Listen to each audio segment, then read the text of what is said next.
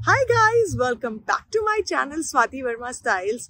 और बेसिकली अगर आप मेरे चैनल पे हो न्यू, सो मेरा नाम है स्वाति और मैं वीडियोस बनाती हूँ कनाडा लाइफस्टाइल पे और कनाडा की कुछ इम्पोर्टेंट चीज़ों पे जो आप लोगों को हेल्प कर सकती हैं जब आप कनाडा आओ या अगर आप कनाडा आने का प्लान कर रहे हो तो।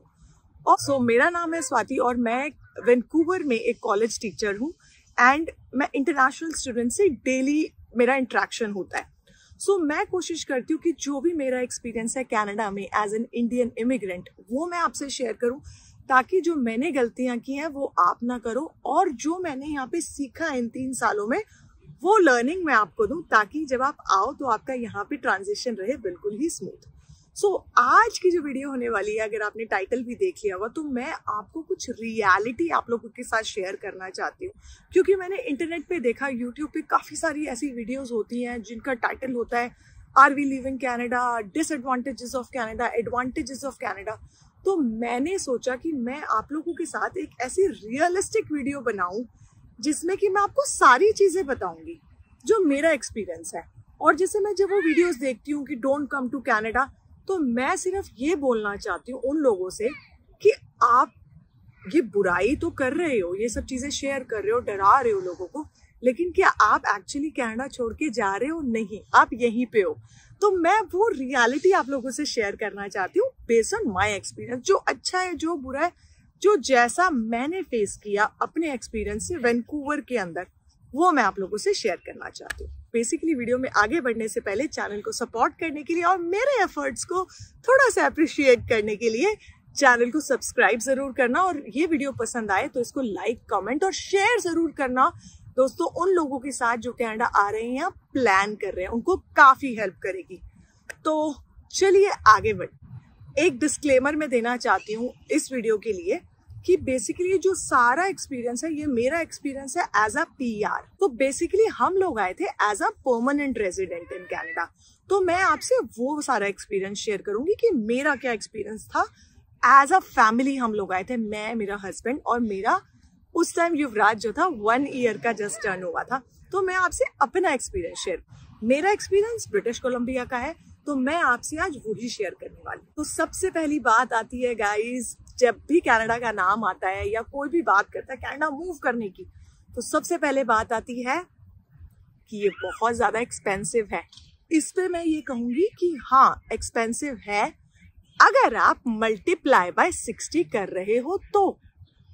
देखो से मैं कहती हूँ 3 साल पहले की बात करते हैं, सैलरीज भी होती हैं आपकी, है ना, जैसे मिनिमम वेज आजकल $15 to $16 के बीच में है, तो सैलरीज भी हैं और जो है उसी हिसाब से आपके खर्चे भी हैं। पहले बात करते हैं कॉस्ट ऑफ लिविंग। देखो रेंट्स हैं, ज्यादा हैं, ग्रोसरी के प्राइसेस भी लेकिन आपकी सैलरीज भी हैं और ये सब आपके ऊपर डिपेंड करते हैं कि आप कौन से खर्चे बांध रहे हो अपने ऊपर। देखो रेंट और ग्रोसरी ऐसा एक्सपेंस है जो आप नहीं रिमूव कर सकते। उसके अलावा आपके बिजली के खर्चे हो गए, गाड़ी के खर्चे हो गए। अब गाड़ी के खर्चे पे मैं ये बोलूँगी आपको अपनी अफोर्डेबिलिटी देखनी है। आपको ये नहीं देखना कि अब हम कनाडा आ गए हैं तो अब तो हमें कोई भी गाड़ी ले लेनी है, मुझे मुस्टैंग ले लेनी है। नहीं, be wise.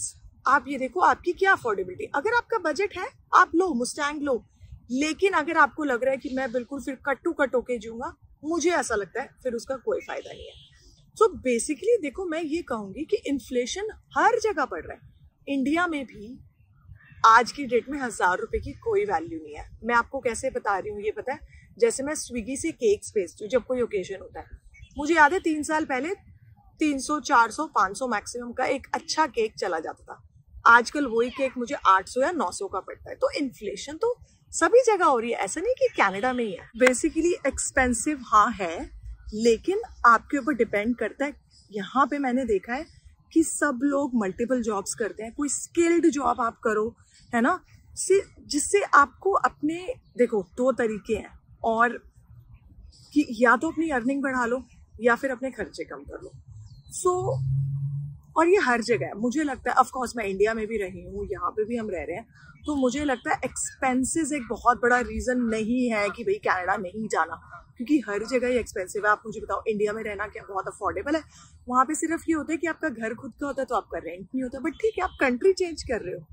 So basically expenses एक रीज़न नहीं है जिसकी वजह से आप अपना कनाडा आने का डिसीजन कैंसिल कर दो। No, work hard, earn more money and stay in this beautiful country. और एक और बात, अगर आप जानना चाहते हो कि क्या यहाँ पे मंथली एक्सपेंसेस हैं, तो मैंने एक वीडियो शेयर की थी मंथली एक्सपेंसेस इन वैंकूवर, वो मैं यहाँ पे लिंक कर दूंगी आई बटन पे, तो उसको ज़रूर आप देखना, उससे आपको काफ़ी एक आइडिया हो। अच्छा, उसके बाद बात आती है कि भाई जॉब्स का क्या सीन है। तो देखो, जॉब्स का ये सीन होता है कि यहाँ पे अगर आप ऑनलाइन पढ़ोगे तो होता है कि भाई लेबर की रिक्वायरमेंट है, जॉब्स जो है जॉब्स ही जॉब्स हैं, और इसीलिए तो इमिग्रेंट्स को भी जो गवर्नमेंट है वो सपोर्ट करती है, उनको एनकरेज करती है कि यहाँ पे आए, है ना। लेकिन जब आप आओगे आपको जॉब्स मिलने में होएगी प्रॉब्लम, और वो इसलिए नहीं है कि यहाँ पे जॉब्स अवेलेबल नहीं है, वो प्रॉब्लम इसलिए है, तो जॉब्स की जो प्रॉब्लम है वो इसलिए नहीं होएगी कि भैया आप यहाँ पे जॉब्स नहीं, वो इसलिए होती है क्योंकि यहाँ पे जो जॉब्स हैं, जो मेरा एक्सपीरियंस है, रेफरेंसिंग से चलती है, और रेफरेंसिंग इतनी इजीली आपको नहीं मिलती। So basically it's like the hen came first और दी एग, क्योंकि जब आप जॉब के लिए जाओगे वो कहेंगे आपको कैनेडियन एक्सपीरियंस है, आप कहोगे भैया आप जब तक मुझे फर्स्ट जॉब नहीं दोगे तो मेरे को एक्सपीरियंस कैसे होगा। लेकिन आपको ब्रेक थ्रू मिलता है जैसे जैसे आप नेटवर्क बनाते हो। अब बात आती है कि आप नेटवर्क कैसे बनाओगे। मुझे भी सबने ये बोला था कि भाई तुम स्टारबक्स में जाओ, लोगों से बात करो। स्पेशली एज अ वुमन मुझे ये लगा कि भैया मैं स्टारबक्स में जाके किससे ऐसे रैंडमली बात करना शुरू कर दूँ और उनको बोलूँ फिर कि मुझे जॉब दे दो, तो that didn't work out for me. So मैंने इंस्टेड क्या किया, मैंने लिंक्डइन पे मेरी प्रोफाइल पहले थी लिंक्डइन पे, क्योंकि मैंने इंडिया में 10 साल कॉर्पोरेट में काम किया था। तो मैंने जो है अपनी लिंक्डइन प्रोफाइल पे जाके थोड़ा सा देखा, मार्केटिंग वाले जो लोग थे उनसे मैंने कनेक्ट करना शुरू किया। अब जब आप नेटवर्किंग करते हो आपको किसी से जॉब नहीं मांगनी है। अगर आप ऐसा करोगे वो आपको एंटरटेन ही नहीं करेंगे। आपको उनसे, जो मैंने किया था, क्योंकि मैं जेन्युइनली मार्केटिंग का, जो यहाँ पे मेरा मार्केटिंग का बैकग्राउंड था, तो मैं मार्केटिंग के लोगों से जो वैंकूवर में मार्केटिंग जॉब्स में थे उनका एक्सपीरियंस जानना चाहती थी, ताकि मुझे ये पता चले कि मेरे में क्या कमी है, मुझे क्या इम्प्रूव करना है। मैंने कई लोगों को अपना रिज्यूमे भी भेजा कि आप मुझे एडिट करके दो, और लोगों ने मेरी हेल्प की कि स्वाति ऐसे मत लगाओ, एक्सपीरियंस ये वाला पहले लिखो, ये मत लिखो, इस इन्फॉर्मेशन की जरूरत नहीं है। तो लोग हेल्प करते हैं, ऐसा नहीं है। हाँ, मैं ये कहूँगी उनसे जॉब मत मांगो स्ट्रेट फॉरवर्डली। जब आप उनसे बातचीत करते हो, है ना, तो बेसिकली अगर उनके पास कभी जॉब आती है तो वो आपको कॉन्टैक्ट करते हैं। तो लिंक्डइन से मैं ये मानती हूँ कि आपको ऐसे कोई नेटवर्क बना के एकदम जॉब नहीं मिल जाएगी कोई स्किल्ड, तो लेकिन उनसे नॉलेज लो, और इसी को कहते हैं नेटवर्क बनाना। अच्छा, उसके बाद क्या होता है कि एक ऑर्गेनाइजेशन है ISS of BC, immigrant service society of British Columbia. मुझे भी मेरे टोरंटो में कुछ फ्रेंड्स हैं, उन्होंने बताया था कि यहाँ पे आप जाओ जॉब्स के लिए, वो काफ़ी हेल्प करेंगे। गाइज वो इतना सपोर्ट करते हैं, क्योंकि जब आप न्यू इमिग्रेंट होते हैं आपको जो $10 भी लगने आने जाने में, आपको वो भी पिंच होंगे, क्योंकि अब वो आपको अपने पॉकेट से निकाल के देने हैं, और वो वाला पैसा जो आप इंडिया से लाए हो, तो उसमें तो आप कन्वर्जन करोगे, क्योंकि वो आपने यहाँ पे तो नहीं कमाया। तो वो आपको बस की टिकट्स तक देते हैं टू एंड फ्रो की। तो उसमें उन्होंने मुझे रिज्यूमे वर्कशॉप्स दी, उसमें उन्होंने प्रॉपर बताया वर्कशॉप में कि ऐसे आपको CV बनाना है। एम्प्लॉयमेंट काउंसलर आपको मिलता है, वो आपको बताते हैं आपको कहाँ जॉब्स है, आप कहाँ कर सकते हो, कैसे अप्लाई करो। जॉब फेयर्स में वो आपको बताते हैं कि ये वाला जॉब फेयर है, आप यहाँ पे अप्लाई करो। काफ़ी हेल्प करते हैं। और उस टाइम 2019 में $1000 का बजट था पर इमिग्रेंट। तो वो $1000 उन्होंने मुझे ऐसे नहीं दिया, उन्होंने $1000 का मुझे बोला आपको कोई कोर्स करना है तो आप वो कर लो। तो मैंने British Columbia institute of technology, जो कि है BCIT, वहाँ से एक डिजिटल मार्केटिंग का कोर्स किया था, और एक ह्यूटस्यूट एकेडमी से मैंने सोशल मीडिया मार्केटिंग का कोर्स किया था। वो सारा पेमेंट उन्होंने किया था। तो मेरे CV पे भी आ गया कि मेरे को यहाँ का लोकल एजुकेशन एक्सपीरियंस भी है। तो उसने भी मुझे जॉब्स में हेल्प किया। जॉब्स के लिए दूसरी बात ये आती है कि आप कभी भी स्टक मत करो अपने आप को। जैसे मैंने मार्केटिंग की जॉब्स अप्लाई करना शुरू किया, और मुझे लगा कि उसमें एंट्री लेवल पे बहुत कम है पे, तो मैं मोटिवेटेड नहीं थी। लेकिन मेरे पास टीचिंग एक्सपीरियंस भी था इंडिया का, तो मैंने सोचा मैं साइड बाय साइड टीचिंग में भी अप्लाई करती हूँ और मार्केटिंग में भी। तो टीचिंग की मुझे अपॉर्चुनिटी मिल गई और वहां से फिर, and I am genuinely passionate for teaching, तो मेरा वो करियर पाथ बन गया। सो बेसिकली आपको ओपन रह गया। लेकिन अगर आपको ऐसी कोई जॉब नहीं मिलती जिसमें आप स्किल्ड हो या जो आप चाहते हो, तो फिर बाकी एंट्री लेवल जॉब्स अप्लाई करना शुरू करो, अपने आप को बिजी करो। मैंने बहुत सारे ऐसे लोग देखे हैं जो एंट्री लेवल जॉब्स करते हैं। मैं बात करती हूँ अमेजोन की। मेरा एक फ्रेंड है दिल्ली का, वो दिल्ली का बहुत बड़ा लॉयर था, उसका अपना एक फर्म थी, वो यहाँ पे आया बेटर लाइफस्टाइल के लिए। उसको जॉब नहीं मिली लॉयर की यहाँ पे, क्योंकि काफ़ी कोर्सेज वगैरह भी करने पड़ते हैं। वो अमेजोन वेयर हाउस में जॉब करनी शुरू की उसने। और उसके बाद इंटरनल एप्लीकेशन करके, क्योंकि जब आप कंपनी में जॉब करते हो तो आप इंटरनल पोर्टल से अप्लाई कर सकते हो, और उसको एक अच्छी जॉब मिल गई जो वो चाहता था। ठीक है, तो क्या होता है, एक सिर्फ एंट्री की रिक्वायरमेंट होती है। जब आप एंट्री कर लेते हो, चाहे आप एज अ सेल्स एसोसिएट करो, लेकिन फिर आप अंदर, है ना, कोई भी जो आपके रिलेटेबल जॉब हो उस पर अप्लाई कर सकते हो। तो जॉब्स का यही है, स्टक मत रहो किसी चीज पे। हाँ, आपको बहुत स्ट्रांग होना पड़ेगा, क्योंकि जब मैं शुरू में 10-10, 20-20 जॉब्स अप्लाई करती थी और हर जगह से आता था sorry not suitable, sorry we are moving ahead with other candidate, तो आप अपने ऊपर क्वेश्चन करते हो कि मेरे अंदर कमियां। आपको वो नहीं करना। आई वॉज ऑलवेज लाइक, यहाँ पे मैं आपको एक और टिप देती हूँ, हमेशा लोगों से कोशिश करो कि पूछो कि क्यों आपने मुझे हायर नहीं किया, या मेरा सीवी शॉर्टलिस्ट क्यों नहीं हुआ। हर कोई आपको एंटरटेन नहीं करेगा, आपको रिप्लाई नहीं करेगा, लेकिन मुझे कुछ लोगों ने किया, कुछ एचआर्स ने किया। उन्होंने मुझे बताया कि तुम्हारे सीवी में या तुम्हारे कवर लेटर में ये प्रॉब्लम है, इसको ठीक करो। मैंने वो ठीक किया और उन्हीं लोगों ने मुझे फिर इंटरव्यू के लिए बुलाया। So don't shy away from talking to people. उसी तरीके से आपको पता चलेगा कि क्या कमी है, तभी आप उसको फिलअप कर। इसके बाद बात आती है कि क्या काम की, हाउस होल्ड चोर्स की। जी हाँ, सब कुछ आपको खुद ही करना पड़ेगा, और इस वजह से काफ़ी इश्यूज भी होते हैं। अगर आप रूममेट्स के साथ रहते हो उनके साथ होंगे, फैमिली के साथ रहते हो फैमिली के साथ होंगे, क्योंकि सभी काम कर रहे हैं। आपको लगेगा कि आप ही सबसे ज़्यादा काम कर रहे हो, लेकिन नहीं, सभी कर रहे हैं। और मैं जो कपल्स हैं, या अगर कोई ब्रदर सिस्टर भी कई बार होते हैं कि कजन्स वगैरह आते हैं मिलके एज स्टूडेंट्स, तो ये सोच के आओ लड़का लड़की कुछ नहीं है, सबको काम करना पड़ेगा। लेकिन आपको ये प्रिपेयर्ड होके आना है कि आपको बिल्कुल एक्टिव रहना, क्योंकि सारा काम आपको करना पड़ेगा। और थोड़ा सा मैं ये भी बताती हूँ, सब लोग कहते हैं वाओ तुम्हारी वीकेंड्स पे ऐश है। उसकी रियलिटी ये है, हाँ ऐश होती है, लेकिन आप खुद ही जो है एक रिस्पॉन्सिबल पर्सन हो, चाहे मैरिड हो चाहे अनमैरिड हो, चाहे पेरेंट हो चाहे नहीं हो पेरेंट। क्योंकि जब आपका वीकेंड आएगा उस टाइम आपको अपनी लॉन्ड्री भी करनी है, उस टाइम आपको अपने घर के सारे काम करने हैं, उस टाइम आपको मील प्रेप भी करके रखना है। मील प्रेप पे भी मैंने एक वीडियो बनाई है, वो यहाँ लिंक कर दूंगी, देख लेना। तो सब कुछ आपको खुद करना है। उसके लिए भैया प्रिपेयर्ड होके आना। यहाँ पे वो राजा बेटा या पापा की परी वाला एटीट्यूड नहीं चलेगा, क्योंकि यहाँ पे कोई हेल्प नहीं करने वाला। तो बेटर है कि सीख के आओ और यहाँ पे आके ज्यादा नौटंकी और ड्रामा नहीं करना। इसी बात पे मैं एक और बात बोलूंगी कि हाउस होल्ड चोर्स जो है आपको ड्रेन आउट करेंगे। मेरे पास मुझे लोग बोलते हैं अरे तुम यूट्यूब कैसे करते हो, तुम जॉब भी करते हो, बच्चा भी है तुम्हारा। भैया मैनेज करना पड़ता है, और मैनेज जो ये वीडियोस आती हैं या जो मैनेजमेंट है उसके पीछे बहुत खून पसीना होता है। क्योंकि जब आपका मन करेगा कि आप रिलैक्स करो घर पे, लेकिन नहीं होगा कि नहीं यार जाके शूट करना है, या नहीं यार लॉन्ड्री करनी है, कुछ भी करना है, तो उसके लिए प्रिपेयर्ड हो जाओ और ये चीजें आपको ड्रेन आउट करेंगी। सो बी स्ट्रॉन्ग। तो आपको जो है सारा जो है कुक करना पड़ेगा। क्योंकि देखो, एक तो यहाँ पे इंडियन खाना बिल्कुल ही बकवास है।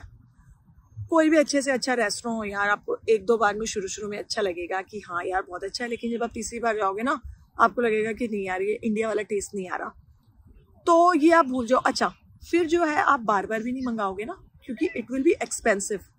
टिफिन सर्विस हम बिल्कुल नहीं लगवा सकते, क्योंकि मैंने देखा है, एक्सपीरियंस सबका लिया, सब कहते हैं बकवास खाना होता है। तो अपने जो हाथ पैर है उनको चलाओ और मील प्रेप करो। मैं हेल्दी ईटर हूँ और मैं कोशिश करती हूँ कि अपनी फैमिली को मैं इंडियन फूड खिलाऊं और हेल्दी फूड खिलाऊं।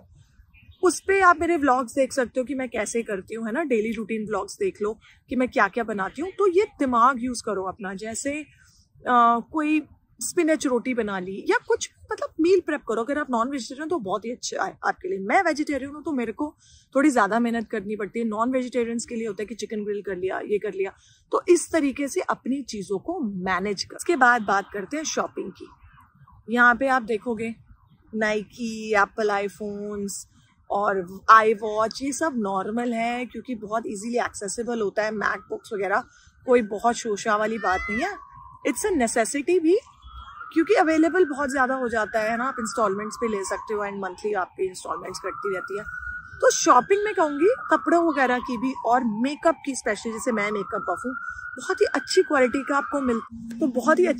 का आपको मिलता है। और ये फ्री, टेंशन फ्री हो जाओ कि ड्यूप है या क्या है, तो वो अच्छा। और जो ब्रांड्स हैं जैसे गैस, जैसे इंडिया में मेरे को याद है गैस एक मतलब काफ़ी अच्छा ब्रांड होता था, बट यहाँ पे इट्स सो चीप।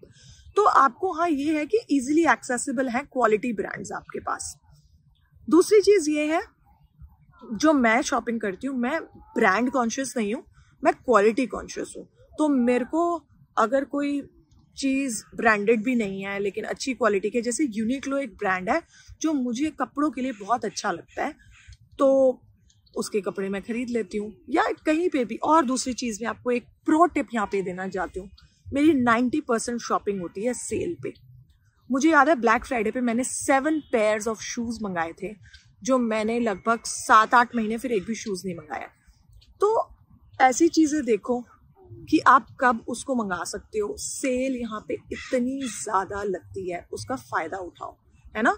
और रिटर्न्स यहाँ पे बहुत ईजी है, like sometimes it's like no questions asked. तो कोई चीज़ आपको अगर पसंद नहीं है, मैं तो अगर 1% भी डिससेटिस्फाइड हूँ, I write them an email professionally कि I am not happy with this, I want a return और an exchange, they do it. जैसे आल्डो ब्रांड है, मैंने एक बार उसका एक $150 का एक शू खरीदा। 10 दिन वो बहुत अच्छा था, लेकिन आफ्टर 10 डेज वो मेरा को शू जो है वो हर्ट करने लगा बहुत ज़्यादा पैर में। तो मैंने उनको मेल लिखा कि भाई ठीक है, मैंने पहन लिया है, तुम्हारी रिफंड पॉलिसी है कि तुम रिटर्न नहीं करोगे पहना ये चीज़, but now what do I do with this, I paid money for it, I want value for it, so you tell me what you have to do. And they were like no we understand. And उन्होंने मुझे return वो भेजा parcel, एक box, कि आप इसमें डाल के पोस्ट कर दो। तो इन चीज़ों का फ़ायदा उठाओ, और जो आप वैल्यू अपने पैसे खर्च रहे हो उनकी वैल्यू पे फोकस। फिर हम बात करते हैं यहाँ पे होम सिकनेस और डिप्रेशन की। मैं आपको बता रही हूँ, मुझे यहाँ पे 3 साल से ज़्यादा हो गए हैं, मुझे आज भी होम सिक फील होता है। उसका एक ही मंत्र है, घर से बाहर निकलो। आप मेरे पीछे देख रहे होगे कितना ब्यूटीफुल व्यू है, अभी मैं आपको थोड़ा सा व्यू भी दिखा दूंगी। इतना ब्यूटीफुल व्यू है, लेकिन आपको अपने आप को पुश करना पड़ेगा कि नहीं, लेट्स गो आउट। मेरे साथ ये होता है, जब मैं बाहर आती हूँ मेरे को बहुत अच्छा लगता है, किसी रेस्टोरेंट में बैठे होते हैं बहुत अच्छा लगता है, लेकिन जब घर जाते हो ना, उसके बाद आपको ऐसी एक सिंकिंग सी फीलिंग आने लगती है। क्यों? क्योंकि यहाँ पे एक तो जो है बहुत ज़्यादा ना शांति होती है हर जगह, कोई नेबर नहीं होता ऐसे जिससे आप बात कर सको, कोई शोर नहीं है, कोई कुछ नहीं है। तो आपको ऐसा लगता है यार लाइफ तो कितनी सैड हो गई है उसके लिए।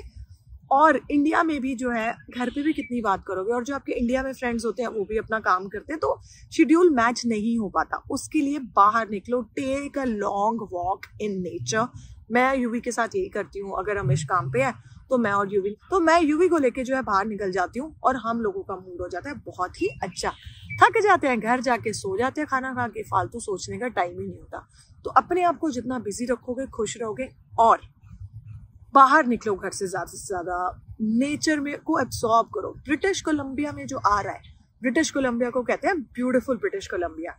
यहाँ पे तो आपको कहीं जाने की जरूरत नहीं, आप रास्ते पे चल रहे हो ना, किसी भी जगह बैठ जाओ जहाँ पे आपको घास दिख रही है, इतना बढ़िया व्यू आता है, पूरा माइंड रिफ्रेश हो जाता है। फिर बात आती है यहाँ पे आपकी मेडिकल फैसिलिटीज की। तो मेडिकल फैसिलिटीज में आपको बता दूं, यहाँ की है बकवास।